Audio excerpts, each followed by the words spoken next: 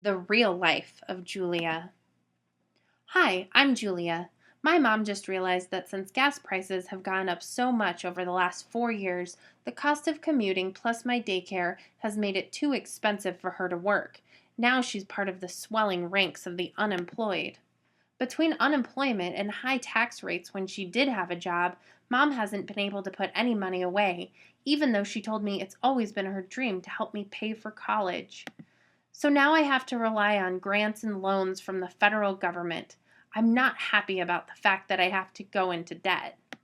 And since the government is placing more mandates on health insurance companies, the cost of providing insurance is so high that Mom's work decided to take the tax penalty rather than continue to offer insurance to its employees just so that they could keep their doors open.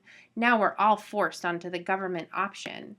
One of my coworkers got in a fight with our boss, and since the government made it so easy, she filed a baseless lawsuit in retribution. So even though they'd done nothing wrong, the startup web development company I work for had to hire attorneys to defend us. The defense was so expensive that we had to close our doors just weeks after the suit was dismissed, so I was laid off. If Mom would have paid lower taxes and if I had been able to keep my job, I wouldn't have to have any student loan debt. I hate being a part of another government-run bubble that is sure to burst. Now my government-mandated health insurance is so expensive with all of the coverage requirements.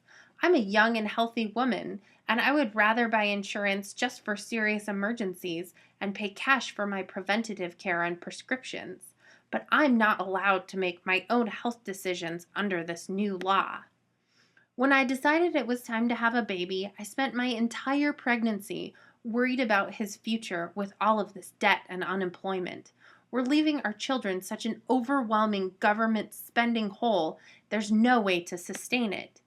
When my son was born, I wanted to send him to a private school, but because of how high my taxes are and the fact that the government won't allow for vouchers, he's forced to go to a neighborhood school, even though, as his parent, I think he would do better in a different educational environment.